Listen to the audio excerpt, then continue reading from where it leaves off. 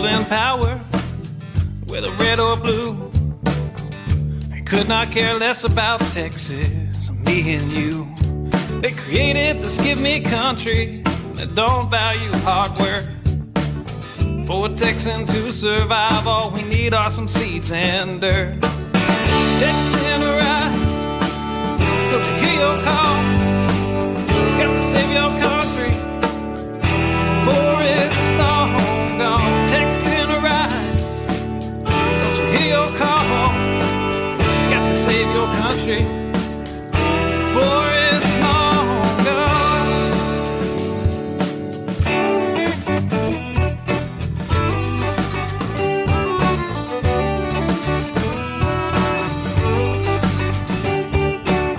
We believe in family and we value our community. Gladly lend a helping hand to a neighbor in need. And we don't believe that government should provide for all of society's needs. No, it's the pride of a Texan to give to others voluntarily. Texan arise, don't you hear your call? Gotta save your country, for it's long gone.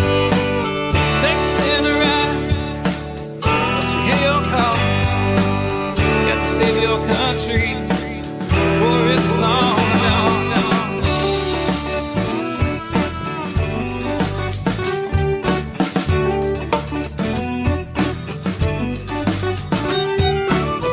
They like our tax dollars and they love our natural resources. They don't want to see us driving trucks, they'd rather see us riding horses. And now they want to ban our guns, you know, especially the ones that look scary. But may I remind you of the Gonzales Cannon and the Alamo heroes we buried. Texan arise, don't you hear your call? Got to save our country, for it's long gone. Texan arise, don't you hear your call? Got to save our country, for it's long gone.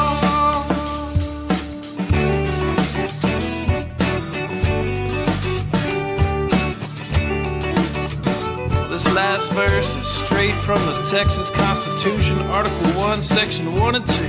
Look it up.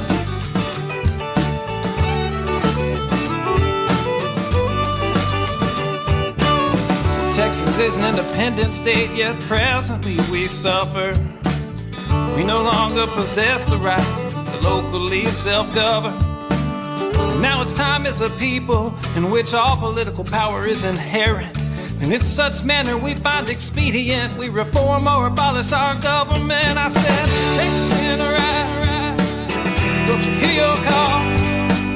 Got to save your country, for it's long gone. Texan arise, don't you hear your call? Got to save your country, for it's long gone.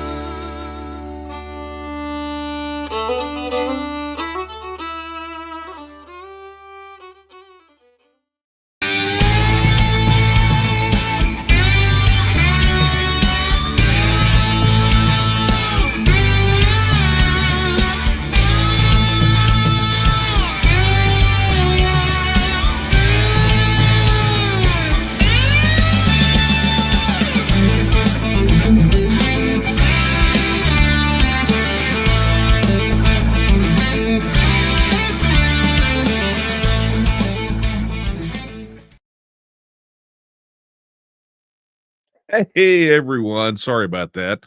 I hit the wrong buttons. What can I say? Anyway, hey, good evening, everyone. It is time for Late Night Coffee Talk. It is going to be a good one. I can already see lots of questions popping up in the chat. And we've gotten a lot via email. You guys can hear me all right? There was a little technical snafu before this whole thing jumped off, and I just want to make sure that I can be heard. So, sound off in the comments. All right, so let's get down to the brass tacks. We have got, I think, a whole passel of great questions tonight. And I will tell you that some of them have been answered before, but I am going to tackle them or at least point people there. And then some are questions that I know are on the minds of everyone. And I know that because I just got back off the road. I mean, we've been here maybe back home for a couple of hours.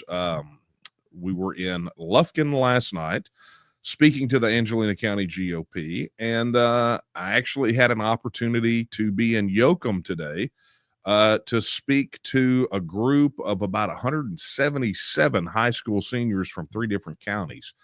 We can talk about that more later. But before we jump off into all this, let me just, for those of you who don't know what's happening here, I'm Daniel Miller, president of the Texas Nationalist Movement, and this is Late Night Coffee Talk. This is that time where I take a break from what I'm working on.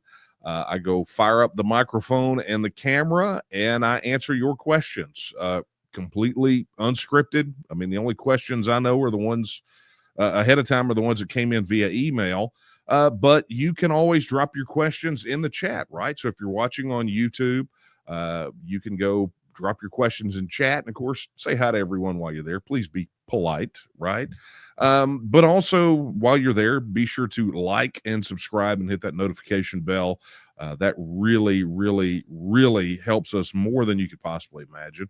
If you're watching on Facebook, either of the Facebook pages, you can always drop your question in the comments on the video. And while you're there, be sure to like and share, of course. And then if you're watching on X, which has been for the last several been the best performing platform for this particular live stream, be sure to do all the things that you do over there with the repost and be sure to give it the like and all those things, right? But also we can take your questions there as well. So be sure to drop all of those in the chat. Kara is that direction, and she's making sure that your questions don't get lost in the chat. She gets them thrown into the queue so I can try to answer them. I will try to answer them as best I can in the order in which they come in, given the time that's allotted, right? If it's a new and unique question, it kind of drops up to the top of the list or bubbles up to the top of the list. But if it is something that I've answered before, look, I'm going to direct you to where you can find an answer to that. So you guys have to forgive me. Man, it's pollen traveling from place to place. It's just, it's driving me nuts.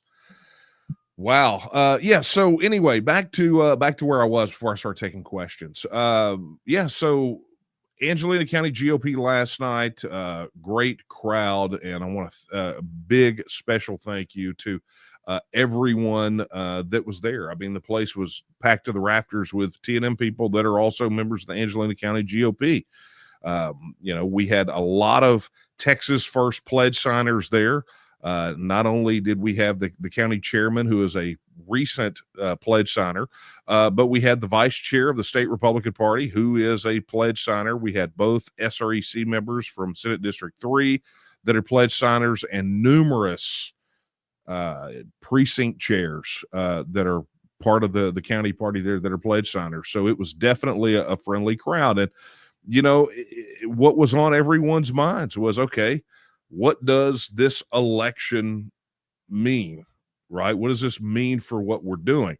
Now, I will tell you, interestingly enough, not a single person that I talked to at that event, right? Not a single one said that this was the end of pursuing Texas independence. In fact, they had one heck of a sense of urgency that we need to make hay while the sun shines, right? And I've already seen some questions about this, and so I'm going to get into this a little bit later. But I saw an enthusiasm and an energy for the TNM's mission that frankly I think for a lot of folks just was really diminished moving into the election, because I can't count the number of people that I talked to that thought about that it was going to be the most catastrophic election, that we were headed into uncharted territory, and that we just didn't have enough time to get our job done. I mean, that's just kind of the attitude that they got, that I saw people have. But anyway, this crowd in Lufkin was just amazing. And so I want to just give a big thank you for the invitation. They invited me before the election, and they're ready to rock and roll, man. They understand that now is the time for Texas to make its strides towards independence. And I'll let you in on this secret too. I think that they probably had a little bit of an edge on answering that question themselves, because it was only a month ago that we were there or so for the TEXIT blueprint, right? It's that seminar that we've done twice. We did it in Greenville, we did it in Lufkin, to help people understand what TEXIT is and what TEXIT is not. And I'll even throw the graphics on the screen when I get to it. But anyway, so we immediately left there and had to drive from Lufkin down to Shiner, which is where we had to stay, because I had to be in Yoakum this morning, because the Republican women of the Yoakum area, one of the friendliest groups of people to us, they have been so kind, invited me the last time I was there to speak. They booked, like, I mean, I want to say this was almost a year in advance, right, for me to come and speak to these kids. And what they do is every year they hold a contest, basically a scholarship contest, for high school seniors in government classes from the three counties that they represent. So that would be Lavaca, DeWitt, and Gonzales counties. And they write an essay on a specific topic related to the U.S. Constitution. And so this time they picked the 10th Amendment. And so they know, a lot of our argument, a lot of what we talk about in relation to Texas independence and our right to be independent, and how we're going to exercise that right, we refer to the 10th Amendment a lot. So they said, hey, we'd love for you to come address these high school seniors.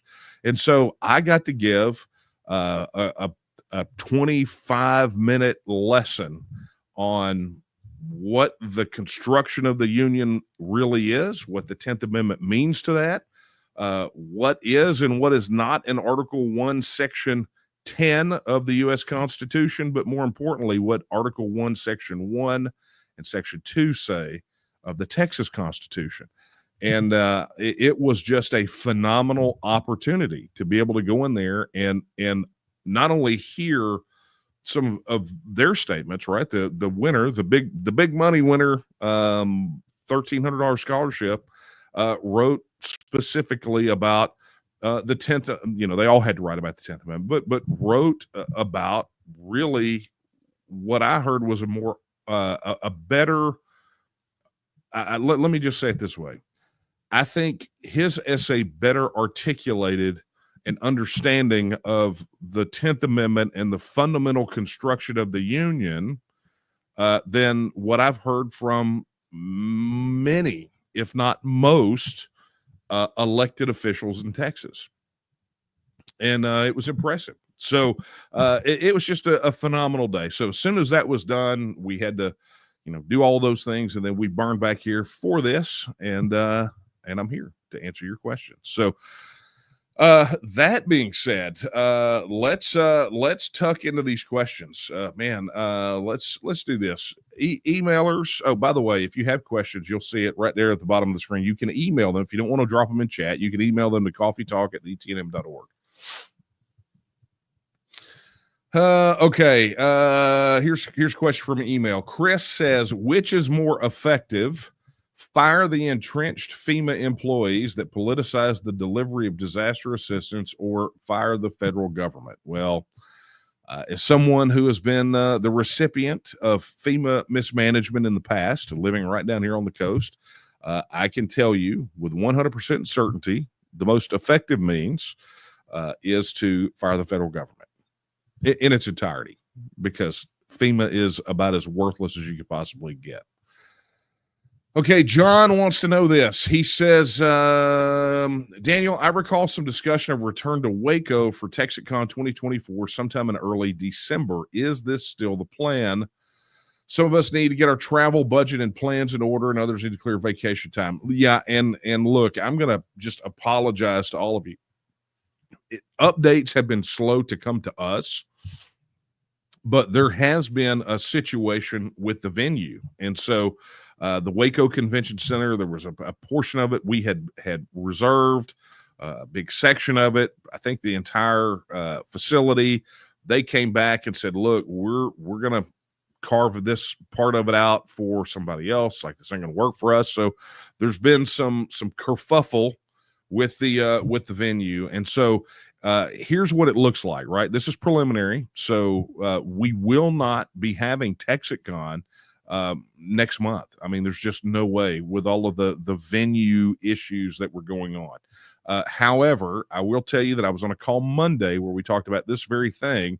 And we're looking at a couple of different things. Number one, doing a smaller conference early in the year, but also doing some additional events, perhaps regionally, sort of at that scale, not, that scale of the blueprint, but not just me talking about the TEXIT blueprint, but do something smaller scale regionally. Okay. So it's in the works. We're still trying to figure out the implications of all of this with the venue, but we will keep you posted as soon as we know anything.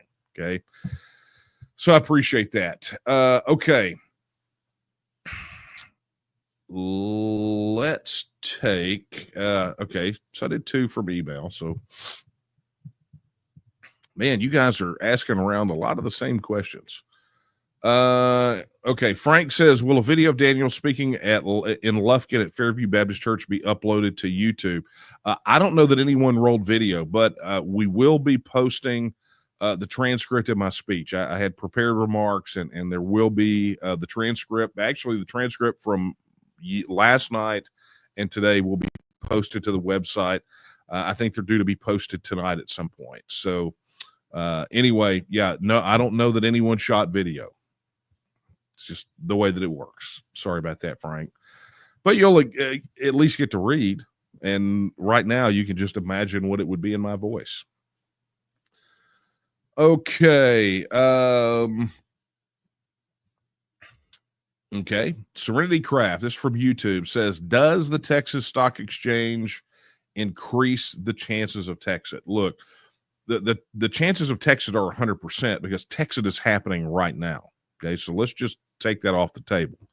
But really and truly, the question is, does it help us advance Texas toward independence? And the answer is absolutely yes. It's, people, we can have debates about the players behind the Texas Stock Exchange and maybe what their motivations were.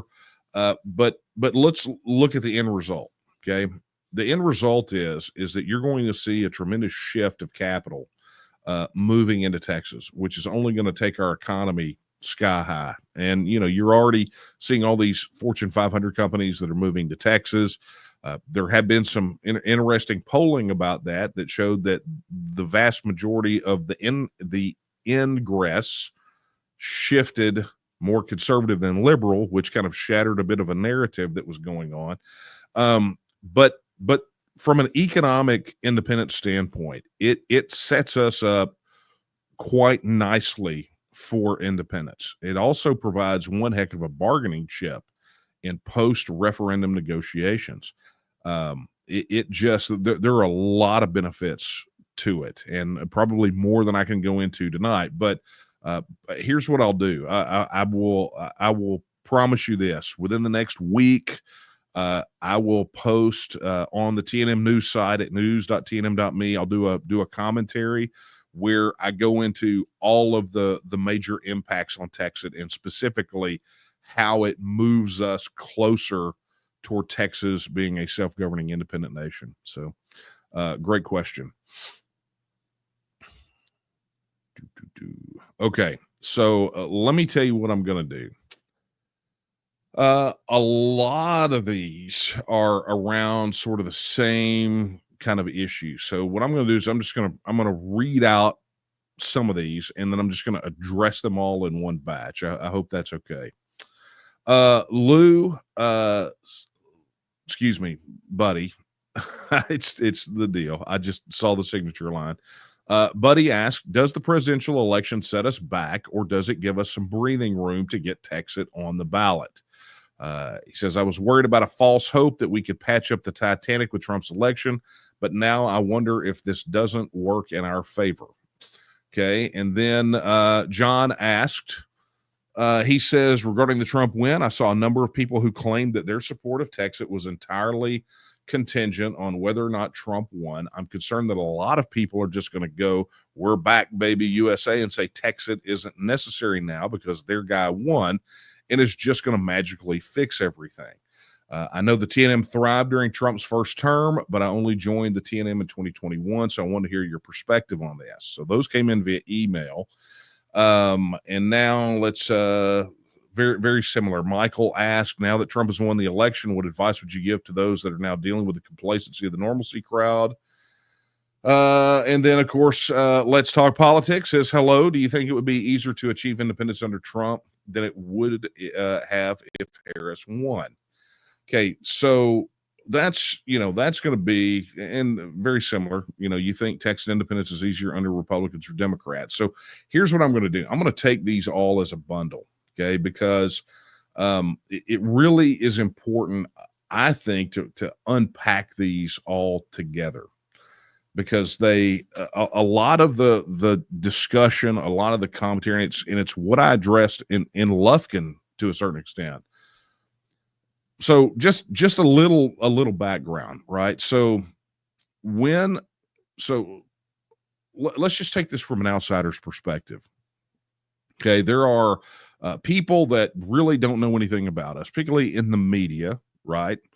That look at what we're doing and have a very unusual perception about what it is. They think it's one thing, when in fact it's not that. And a lot of the perception that they have is that TEXIT is a Republican knee-jerk reaction to Democrat federal officials, right? So whether it's Congress, the Obama administration or the Biden administration, they think that it is a reaction. Okay, so you go back to 2016. Okay, so by 2016, we had already been around for 11 years. Okay, understand the TNM was founded in 2005 when George W. Bush was president, or as we refer to him, Baby Bush, when he was president, right? So we had a period of growth while he was still president, getting our legs up underneath us, talking to people. But it was actually pretty easy, right? And in retrospect, everybody says, well, Bush was a neocon. He was a war hawk. He was, people that are Republicans now that are probably the hardcore Republicans don't have a lot of respect for Bush or the Bush presidency. I understand that perspective.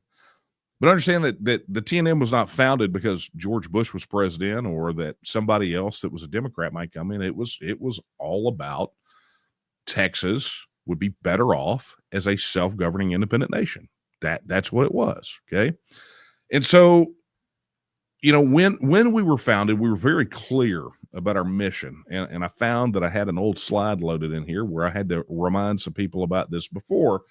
But if you didn't know what our mission is, here it is. And it's been our mission since day one, right? So you go all the way back to almost this time in 2005. Man, it's hard to believe this is going to be like next week is our 19th anniversary. Amazing. But anyway, our mission is clear. It's to secure and protect the political, cultural, and economic independence of the nation of Texas. and to restore and protect a constitutional republic and the inherent rights of the people of Texas. That is our stated mission. Okay. Now, this is why, for the longest time, I mean, and it took a while to get there, but I bristle when people talk about that our goal is secession or that our goal is TEXIT. I am not one of those people who subscribe to the theory that the journey is the destination.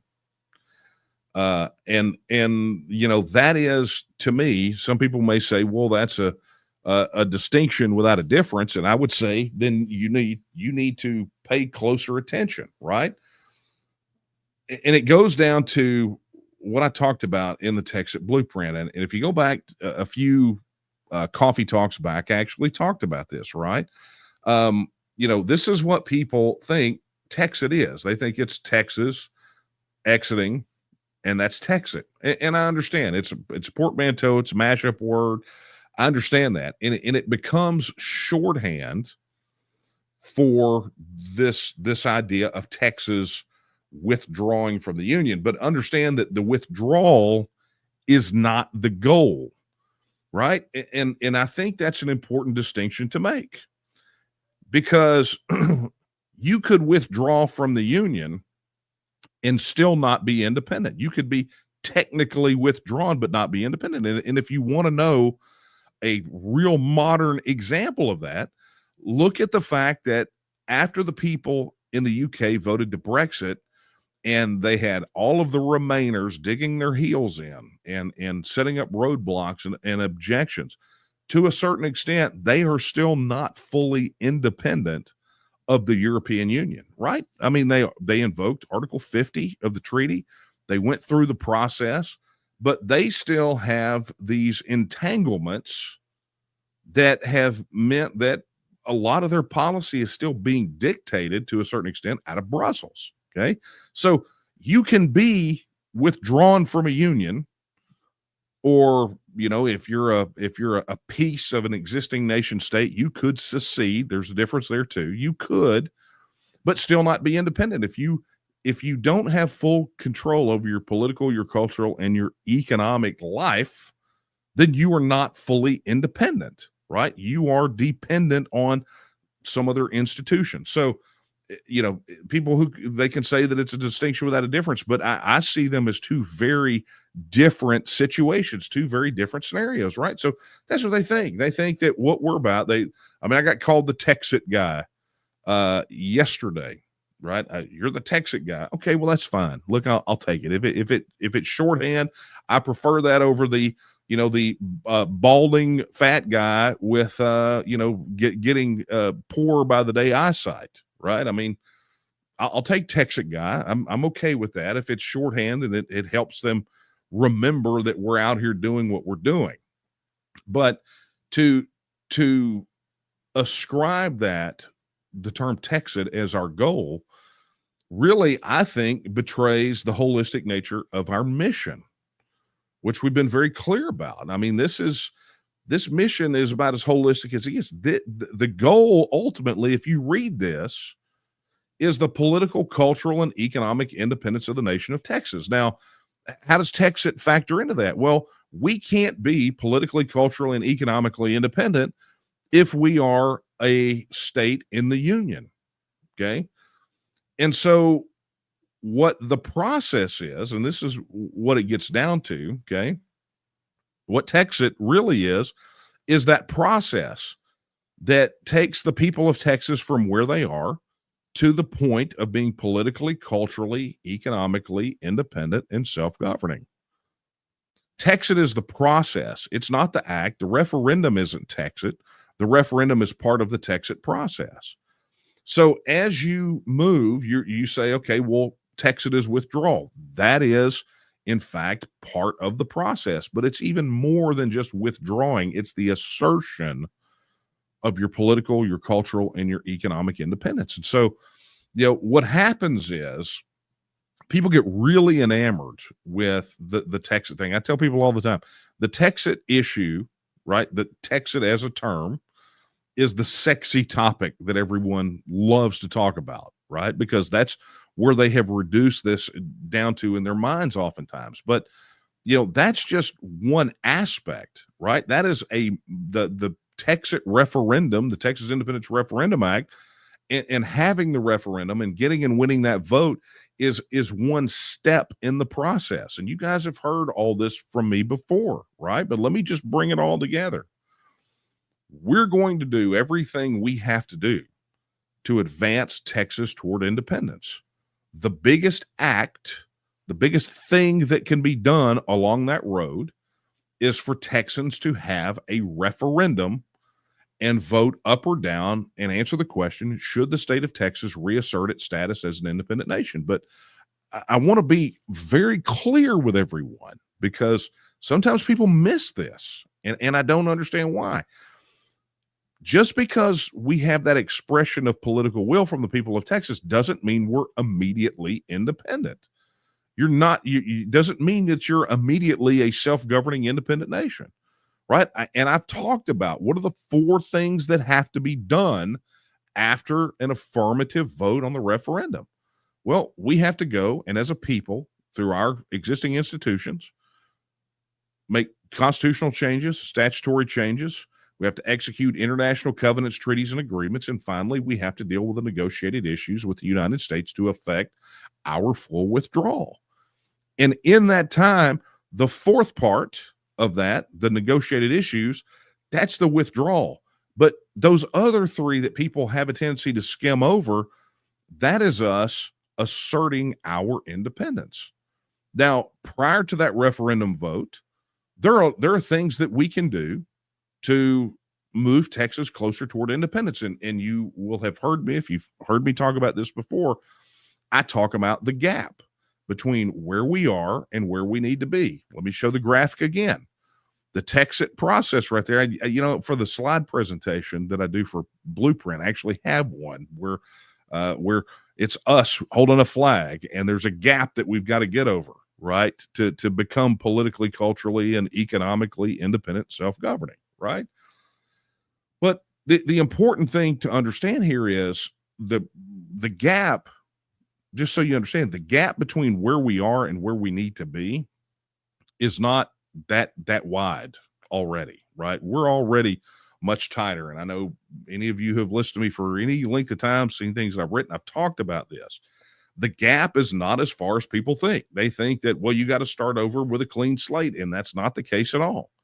You take the constitutional issues as an example. We have a constitution. We have a governing document. What would we need to do? We would need to amend it, right? We don't have to have a constitutional convention. We don't have to do all. You can literally amend the document we have. Change the name from State of Texas to Republic of Texas. Change the name of the offices from governor to president. On and on. I've talked about that. When we talk about the currency, there are plenty of deep dive analysis articles that are over on the TNM news site right now that detail some of these things, like what's going to happen. How do we deal with the military base issue? What about the currency issue? Here's how we deal with that. Tons of in-depth analysis, and more being added every single solitary week that deal with these particular issues. So the gap is not that great. But the fact of the matter is that anything we can do this side of a referendum to close that gap, to disentangle ourselves from the federal system and move us closer, that means that when Texans, in fact, do go to the polls and do vote on this issue, excuse me, and do answer in the affirmative, it means that we have a lot less work to do. It's the difference between jumping over a ditch or jumping over a crack in the sidewalk. Okay. So it's an important thing to understand if we're going to start tackling this question. Okay. Right now, as it stands, we have an unprecedented opportunity to put the feet to the pedal and put the pedal all the way to the floor to advance Texas toward this issue. I am over the moon that so many people are excited and hopeful that the election of one person that will, in January, potentially move into 1600 Pennsylvania Avenue. I am excited for you. But what I also am is I am a realist. I saw what happened in 2016 when you had all that same sort of hope, and we saw what happened when you go up against that entrenched establishment, that those 2.5 million unelected federal bureaucrats. And people can say all along, they say, well, he's got this big team around him. I get it. Look, I'm there. You know, I don't, for me and for the TNM, I don't ever see a relationship, a long-term relationship between Texas and the federal government. The goal will always be independence. The best people to govern Texas are Texans, and we cannot do that in the context of being a member of the union. Okay, it just can't happen. It's not possible. But I can understand why some want to hold out hope and say, look, he could probably fix some of these things, and more power to him. I would love it. Look, if they abolish the income tax, I'm okay with that, right? Or they go in and do some of the things they said they're going to do. Those are great policy positions to take. But do you have the personnel? Do you have the political capital? Do you have all those things? That remains to be seen. And you have to remember, as much as they fought him in 2016, they're going to fight doubly hard right now. I mean, you have to understand that the opposition to all of those changes at the federal level that wanted to keep power consolidated in Washington, D.C., they didn't just go to sleep. I mean, they showed you some, crazy-haired people on TikTok making some cry videos, but that's a fraction. That is a minute, tiny fraction of the opposition. The real opposition doesn't get on TikTok and doesn't whine and doesn't cry.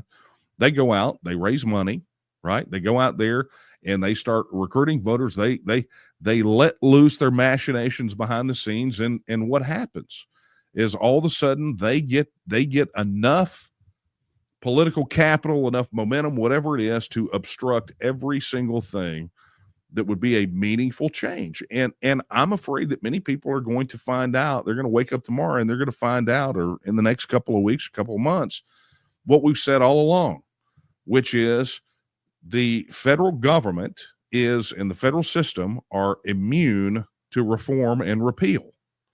They're just not.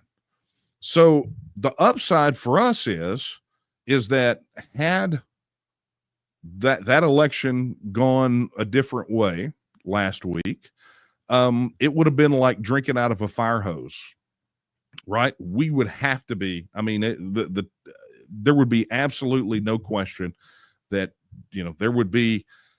The legislation is going to get filed. We're going to get the vote. They would probably do it quicker rather than later. And then next thing I mean, we would be fully in the thick of it. But with the difference that we would be going up against a potentially hostile federal regime, right? Who would do everything they could to obstruct and everything else. So, where we are. So to try to bundle all of these things together, all of these questions about where we're headed, we're doing exactly what we did the day before the election.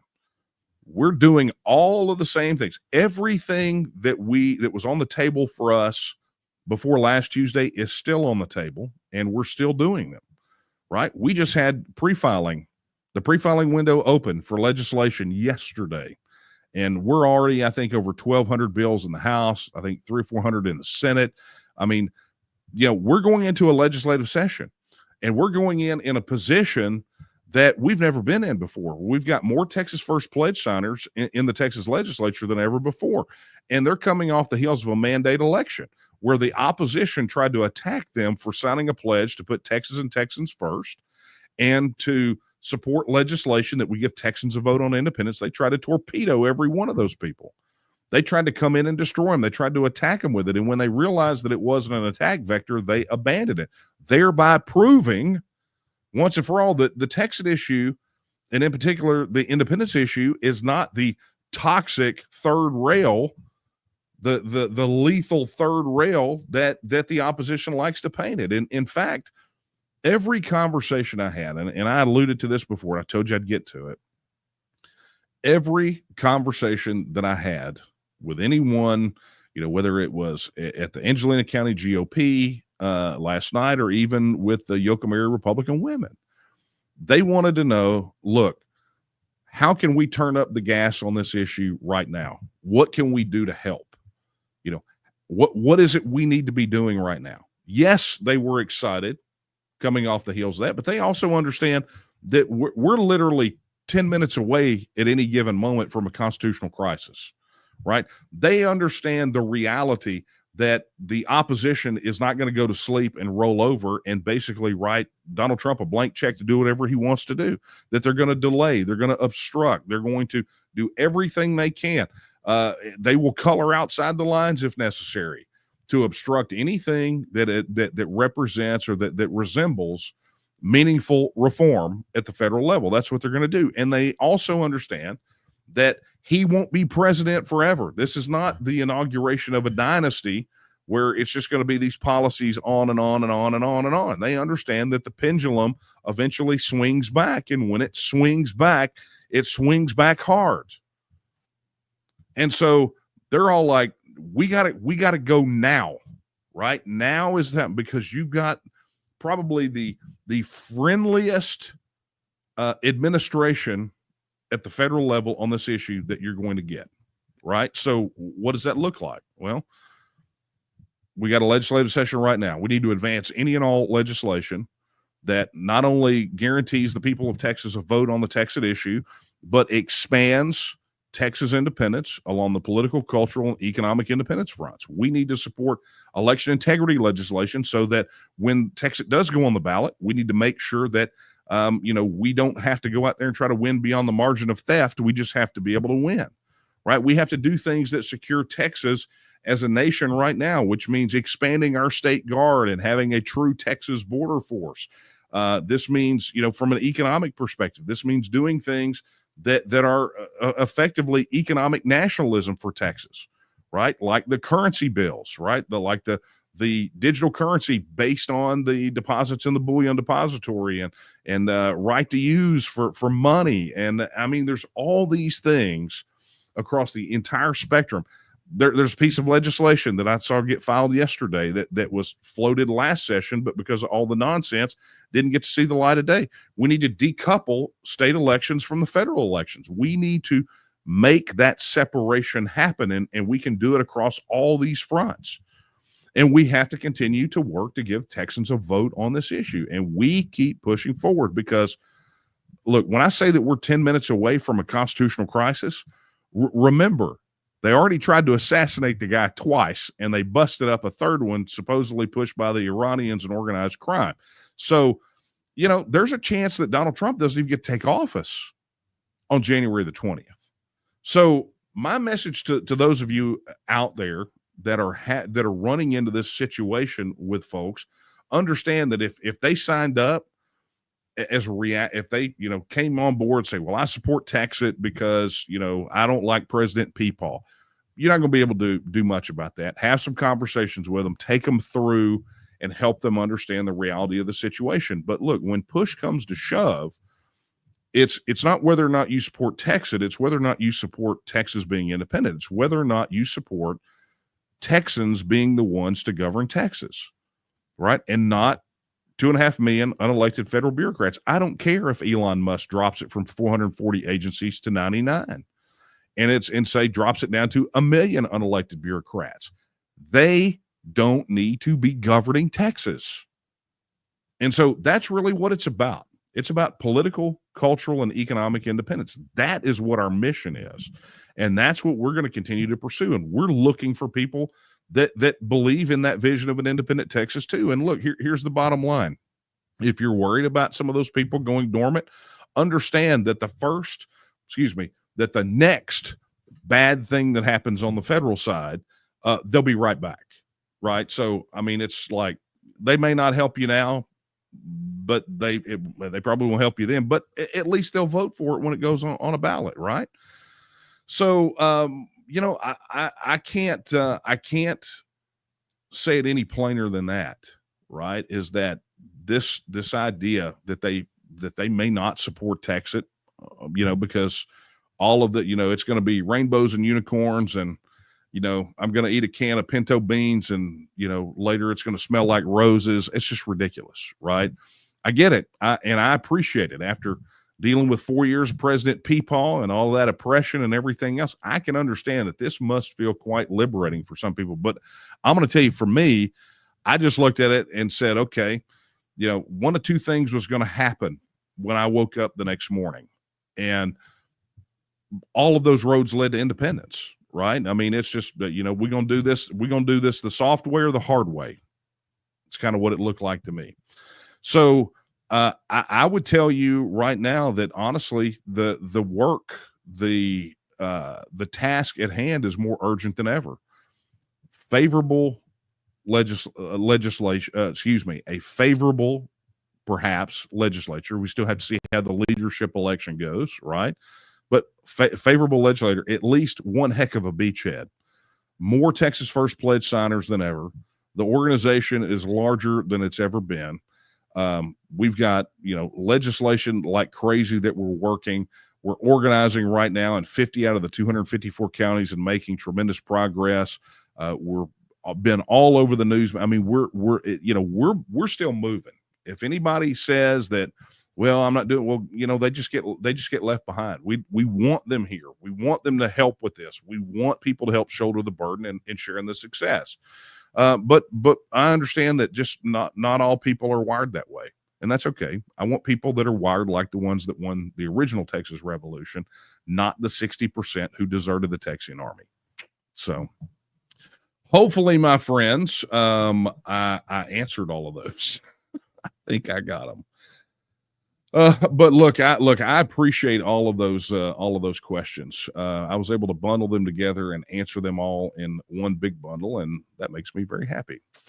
Okay, so this comes from Timothy. He says the United States has the Electoral College of the congressional representation, Senate representation, to apply a balance between the major populations and minor populations, respectively.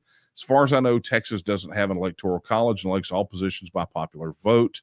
How would the nation of Texas prevent the state from being run by major populations of Houston, Austin, Dallas, et cetera? Look, that's the status quo. And I've actually talked about this on some previous coffee talks. I think we even maybe hit it last one or the one before.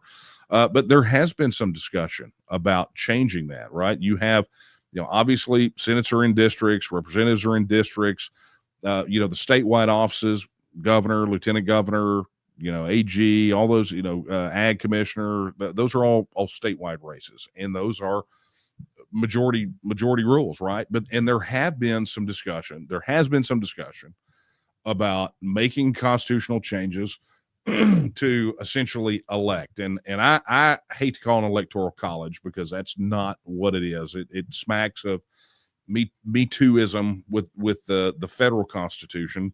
It's not really an electoral college, but what you're essentially talking about, and it's been talked about from a policy perspective, is making sure that the distribution of the votes is not concentrated.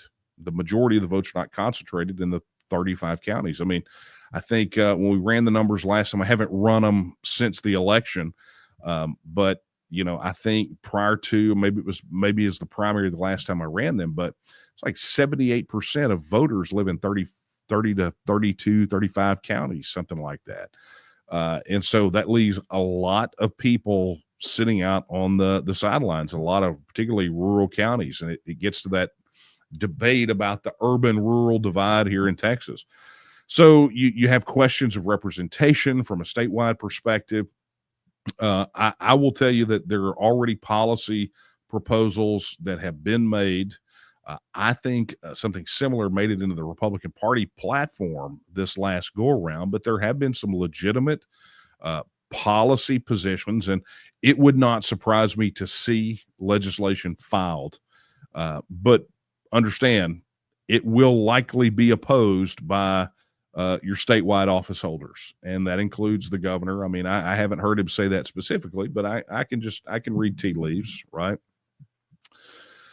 Anyway, Timothy, thank you for the question. Okay, here we go. Here we go. Michael says, are you planning on running for office again next time around? You have my vote if you decide to run for governor. I mean, look, I'm flattered. I really am. I got asked today if I would run against John Cornyn. Look, I have zero aspirations for political office. The only two times that I ran in my adult life is because I was asked to, right? I was asked to, and I don't know that that is the path forward for me. But I have to say I'm really flattered. I really do appreciate that. It's a hard thing, raising funds. I would honestly just like to pour every ounce of my energy into making the TNM unstoppable, right? That we get this thing all the way to the finish line. We make Texas a self-governing independent nation, and then the TNM can be strong enough to be a watchdog and guard over that newfound independence. That's really my aspiration, not any of this other. But Michael, I really do appreciate it. You guys, man, why you always asking me to run for office? I mean, look, I use this joke. I haven't used this joke since the lieutenant governor's race. Does this look like a runner's body to you? No. Okay. Okay.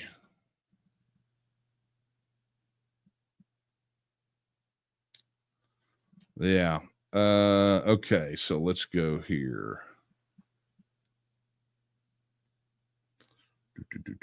Okay. I don't know how to answer this one. Corinne says the ledge in Austin is filed. Yep. 1,240 bills in the House, 360 in the Senate on day one.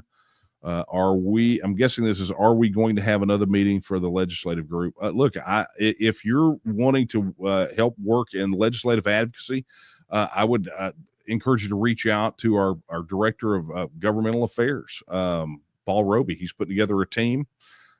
They are working on citizen advocacy and legislative advocacy. We're getting ready to roll out our brand new ledge site. So, I mean, it's, that's where you would get involved. I don't know anything specifically about another meeting, but we will be having, as we get clarity on the bills that we will be supporting or our people will be filing. We will definitely be having meetings about that. We won't be keeping any of that a secret, that what we're supporting at all. Okay. Had this question before, but it's been a while. Oren says, would an independent Texas continue to have a two-party political system, Democrat and Republican? Look, I don't know. I can't tell you what Texans are going to do post-Texit, right? I don't lay my wishes, my hopes, wishes, and desires on Texas. I'll be one voice among many. Okay.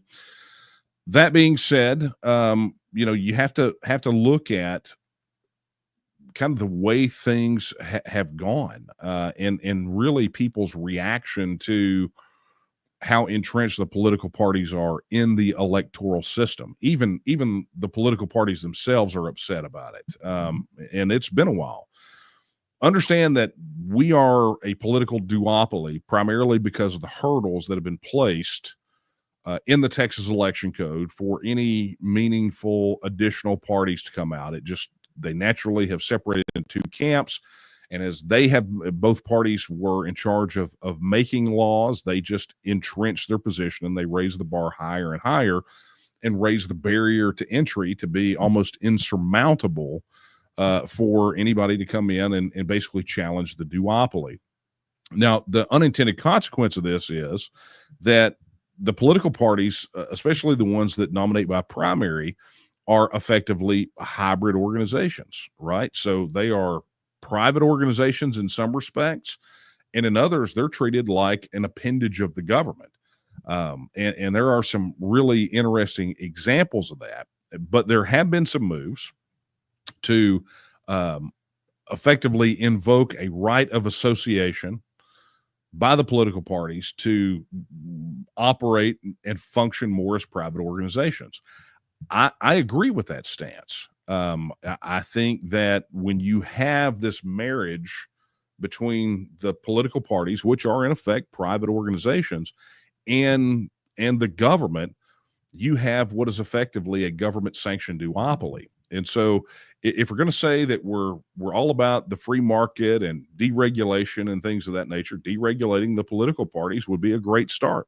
Get the government out of the political parties. And when you do that, you remove the barriers to entry, right? Because you got to level that playing field, and then let the marketplace of ideas decide who's right and who's wrong, right? And then they will grow. They become organizations just like any others.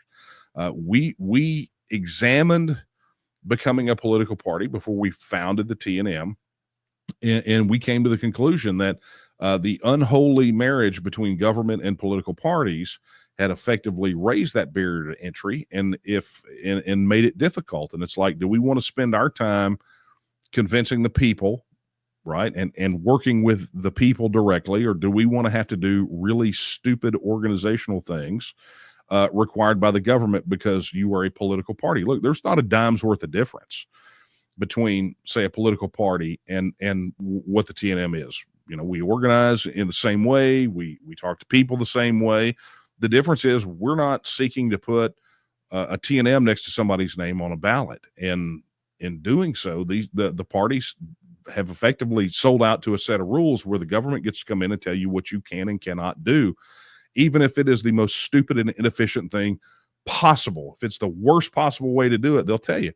And look, you know, go back to our petition campaign last year. Texas election code 172.088 requires a political party that nominates by petition, that nominates by primary, to accept a petition from anybody if they hit the threshold to put a question on their ballot.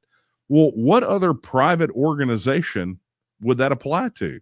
I mean, could you by petition go down and force the Red Cross to ask all of its donors or members, or the Lions Club or the Rotarians to do something? You know, hey, we want you to go survey all your members, and here's a petition says that you have to do it, and then the government come in and say no. I mean, it makes no sense. So anyway, Warren, thank you for the question, man. It was a good one. Hadn't had that one in a while. Okay, wow. We are going to have to rapid fire this bad boy because I am running out of time, and I still got coffee too. Okay, here we go. Carino says, how strong is the Chicano Texan support? I would have to imagine they would be down with TEXIT. Yeah, I mean, obviously, this is, you got to understand the TNM and TEXIT support. When you poll it, and we've surveyed our supporters, we got enough people, we can grab a great support, a great sample. But the demographics of TEXIT supporters is more reflective of Texas as a whole than either major political party. And that's kind of a big deal, right? People have a tendency to overlook that because they're out there trying to, pander to this group or pander to that group or whatever. And we just look at it this way. Look, TEXIT is what's good for Texans. And if you're a Texan, you may have a very specific life experience, based on where you live, what your ethnicity is, we're all unique, right?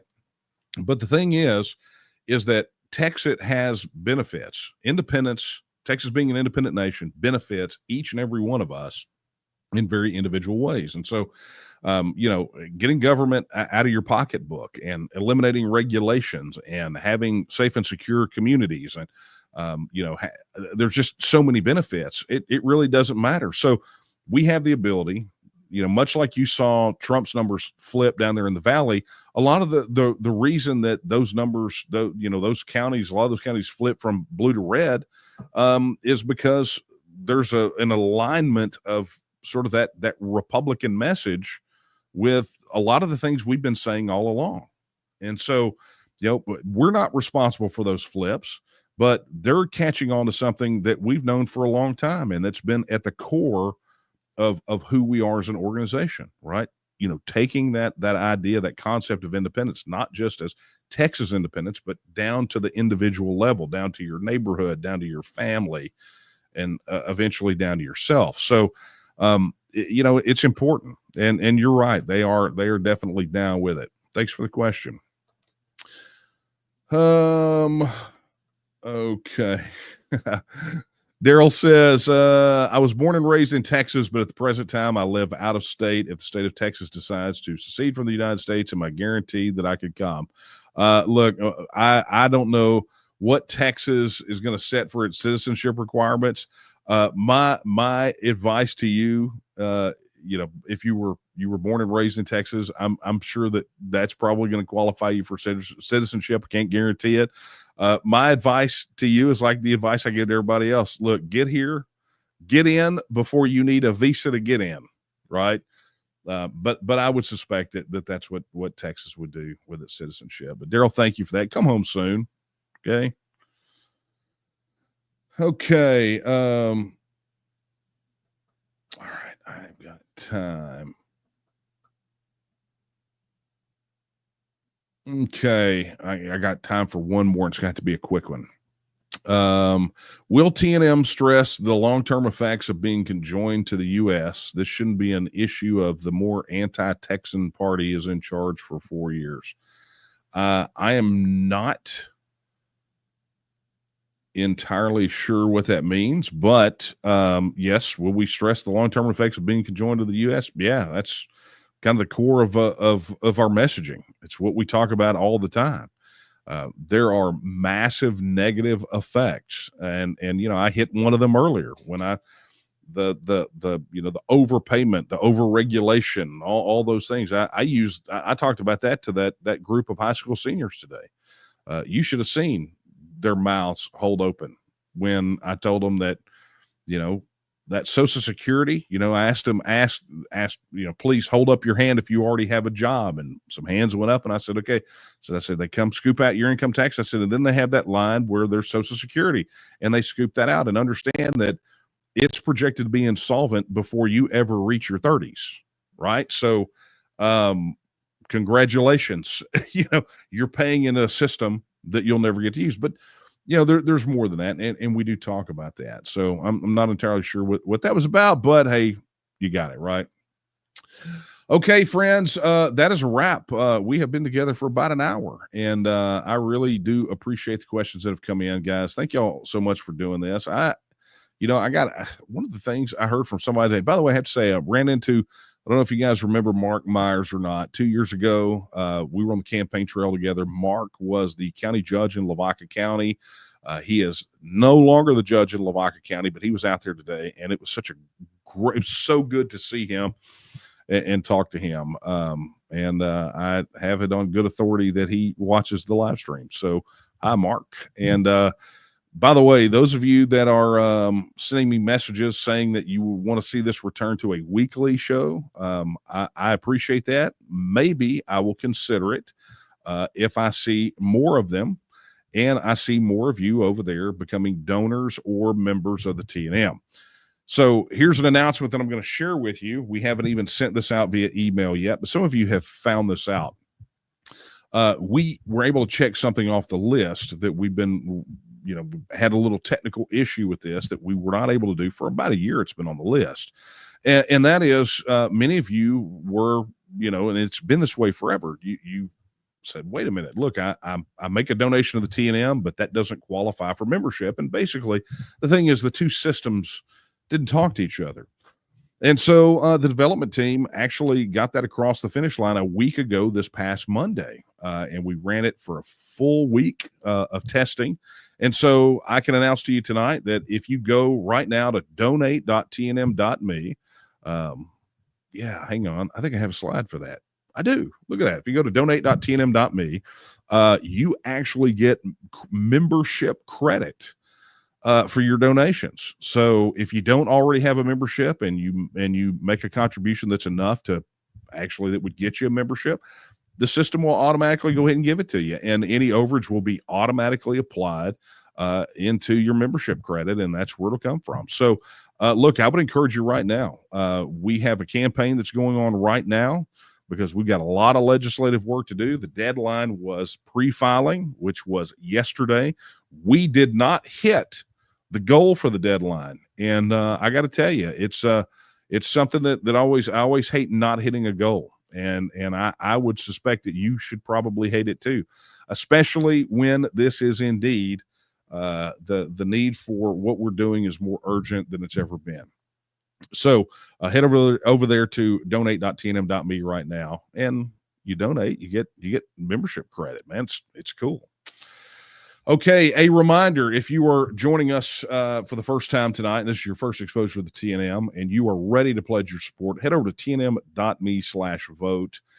Pledge your support right now. And look, while you're there and you pledge your vote, go ahead and become a member. Look, it's your memberships that help keep the organization going, right? That supports the infrastructure, all the stuff that we do, things like Late Night Coffee Talk, the Texas News Podcast, the news site, which I hope you guys are really enjoying, news.tnm.me, being chock full of content. And when you register your support, so become a member, but when you register your support, one of the things we give you right out of the gate is you get access to TNM Social, right? Which is our internal organizing tool, right? It's essentially a social network for people just like you that support a free, self-governing, independent nation of Texas. Look, along with that, if you have not already, please download the TNM mobile app. Go to tnm.me/app and download the app today. It's available on Apple and in the Google Play Store, right? So you got an iPhone or an Android, you can get it. And that's how you're going to stay connected to TNM Social, but you do have to be a registered supporter to be able to use it. And I am also here to announce that we are just a day perhaps away from launching the TNM Business Directory. Many of you have gone over there and registered your businesses already. But if you take a little look over there, you're going to get a sneak peek exclusive for you guys that are watching a Late Night Coffee Talk. Head over to business.tnm.me. I believe that we should be doing business with one another. If you want to be economically independent, then let's start by being economically independent within the TNM, and let's start doing business with one another. I like to support the people that support the same things that I support, and we do that by patronizing one another and their businesses. So be sure to go check that out. Okay, my friends, that is going to be a wrap for tonight. I got to tell you, I really enjoyed tonight. You guys had some really thoughtful, insightful questions, and I got an opportunity to knock a bunch of them down with one swing of the old Negan bat. So thank you for those. And look, we'll get those follow-ups done that we promised, particularly about the Texas Stock Exchange. We'll get those posted to news.tnm.me. In the meantime, look, thank you again. Be sure to like and subscribe wherever you find this. Share it with your friends. Do all the things because it helps us reach people. Look, every action you take to share the word is money we don't have to spend to get the word out. Okay, so the more you talk and share and do all those kinds of things, the less I have to get on here and ask for money. So, and I would honestly really appreciate that because I hate doing it. All right. So I will leave you tonight with the words I leave you with every single time we're together. They're not my words, they're the words of Sam Houston when he said that Texas will again lift its head and stand among the nations. I believe that time is now, and the question is, will you stand with her? Good night, everyone.